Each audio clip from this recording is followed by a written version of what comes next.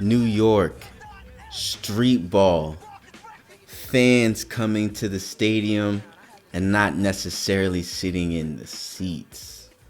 Okay, this was a culture. Street ball wasn't just a fad, NBA Street, you know what I'm saying, with and one mixtapes. Street ball was a culture, okay, that started way back, but has went into the mainstream and has hit the mainstream pretty hard back in the early 2000s, in the mid early 2000s, starting in the late 90s, honestly. And the, we know street ballers names like Hot Sauce and stuff like that because of this culture that is still somewhat alive but needs to be revived. So now we have the Bronx Clovers. The team is going to revive at average age at 25. Their point guard starting Stevie Francis, aka the franchise. I have to tell y'all that I have to give some of these guys nicknames because the nicknames aren't going to be automatic with 2K. Some are with the regular names. If you see a regular name, it's going to be regular. But if you don't see a regular name and you see the franchise, that's because the announcer needs to say the franchise. The back of the jersey needs to say the franchise. This is franchise right here, playing in New York, outside Rucker Park, okay, for the EBC. But there was a lot of NBA stars that came in the mid 2000s to play street ball with, just the folks. You know what I'm saying? This is standing room only, as you can see. That's nothing new to street ball, though. You have an announcer that's on the court. He's hyping the crowd up. A lot of NBA stars came through the Rucker Park streets, but a lot of them haven't entertained the crowd with the dazzling moves, dazzling street ball moves, being the one to really incorporate the street ball moves into their game. He did this in the NBA and on the street ball courts. Then we're going to Devin Booker, aka Deep 3. Really known for his shooting. Didn't really do too much in college at Kentucky, but is known to come to a pickup game and drop 40 plus on you like he's Kevin Durant. Okay? This man does everything. He's 6'6", 6'5" and a half maybe. Can shoot the ball out the gym. Has no limit to his range. Dribbling skills on point. Shoot the mid-range beautifully. Can go to the rim beautifully. Has enough quickness to do exactly what he wants to whenever he wants to. This man, he's no joke. Okay, he scored 70 points in an NBA game one time. Then we get to the legend, Julius Erving, Dr. J, the doctor. I couldn't find Dr. J in the nickname, so I got close enough, and that's the doctor. He is the originator of all of this. See, he was signed to an ABA team in the 70s, but in the late 60s, this is where he was at. He was on the street ball courts. He was dazzling audiences. He was jumping above the rim. There's a myth about him getting a quarter off the top of the backboard. Okay, he was just the street ball king. Everyone looked to him. He was doing interviews on the street. This guy was doing just a whole bunch of stuff on every street ball court in New York. And one of the ones that's really known was Rucker Park. And people would risk their lives to watch him play. Okay? That's the beginning of street ball right there. Zion Williamson, the beast. Not necessarily a known street ball guy, but a crowd dazzler. The crowd loves him. He plays to the crowd too. He's 6'6", 280 on a really good athletic day. When he's injured, he's 300 plus. But when he's healthy, he is a phenomenon. People do not know what to do when they see him do his thing because he's an animal. He's a manimal. When he dunks, the crowd goes crazy. Okay?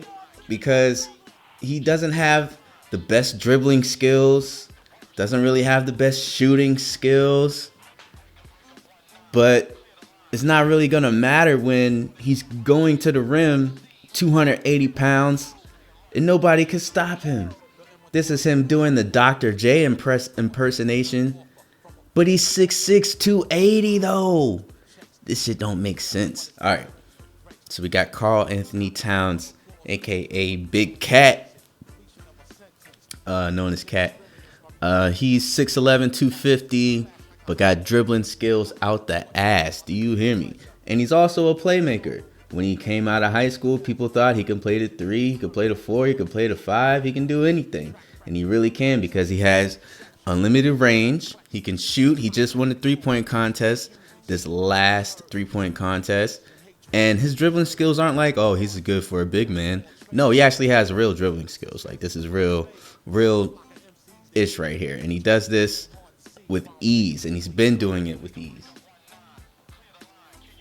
This man is nothing to be played with on the street ball court. Morris Peterson, MP. I think MP was used as like one of the nicknames, I think, in one of these 2Ks for my player. I'm not really sure. Either way, mid-range, out the ass, 3-point, out the ass. Doesn't really dribble too much. Kind of a Del Curry type of game. He's 6'9", though. 6'9", 210, kind of a wiry guy, but if you need someone to pass the ball and you need someone to catch and shoot, that's your guy right there, you know? He's going to pass the ball and he's going to catch and shoot. And that's usually what he's going to do, and he's going to make it, you know? Tough guy. Rasheed Wallace. I gave him the nickname Slim Thug. It just fits so perfectly. 6'11", around 220 when he was drafted to the Blazers. When he was on the Blazers, they called him the Trailblazers. Why? Because they was one of the realest teams. This is him shooting a buzzer beater to win the game, by the way. Right? But then he helps his teammate out getting in a fight. And he's in the middle scrapping. But this represents Rasheed Wallace perfectly. Okay? He's going to win the game. He's going to shoot the ball. But he don't give a fuck. Okay? He's going to dunk. When he was on the Pistons, he gained a little bit of weight, but he had sneaky athleticism. Okay? He wasn't just some regular power forward. He was actually one of the few stretch fours in the league when stretch fours weren't really popular and weren't really a thing. He was shooting threes and getting to the rim. But oh yeah, here we go. The man himself. Deloading. Let's watch him load.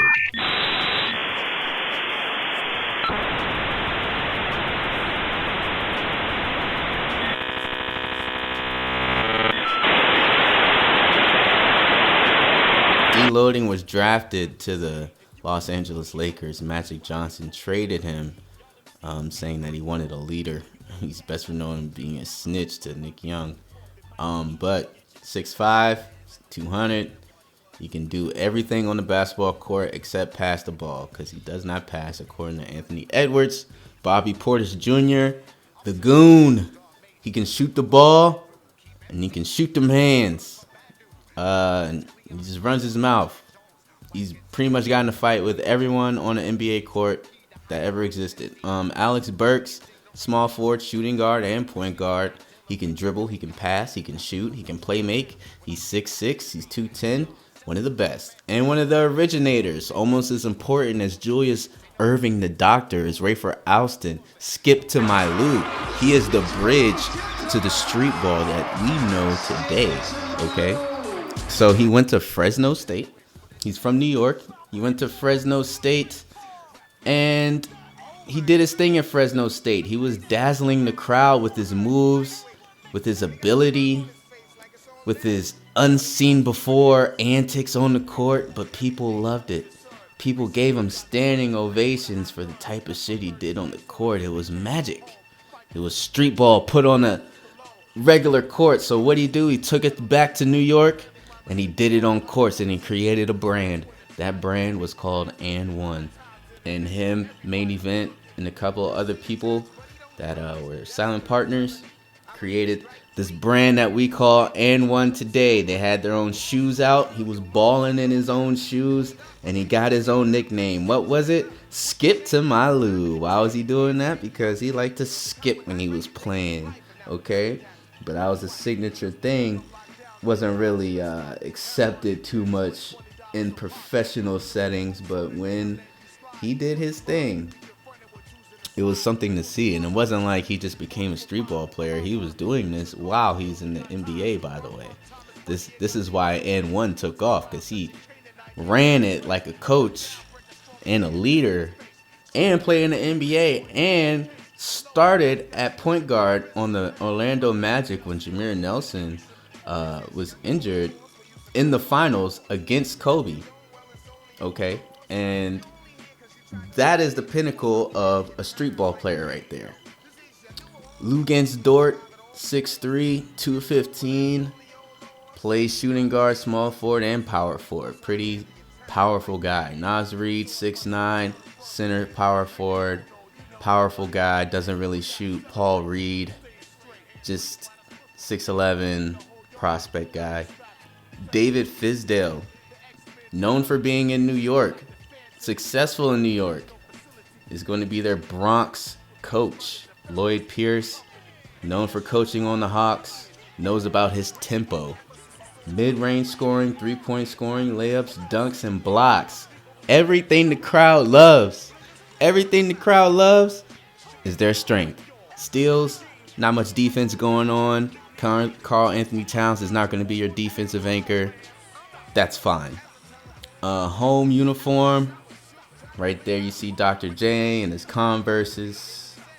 Gonna have the nickname on the back. Sponsored by Thrasher. There goes the away joints. Got the black. More nicknames. Got the Converse fast breaks on. And those are the alternates with the blue. Yeah, looking good, looking good. Now, their court is a little different. Don't mind that blue. They're trying to impose a court on there, but it's going to be a street ball court when you see it, baby.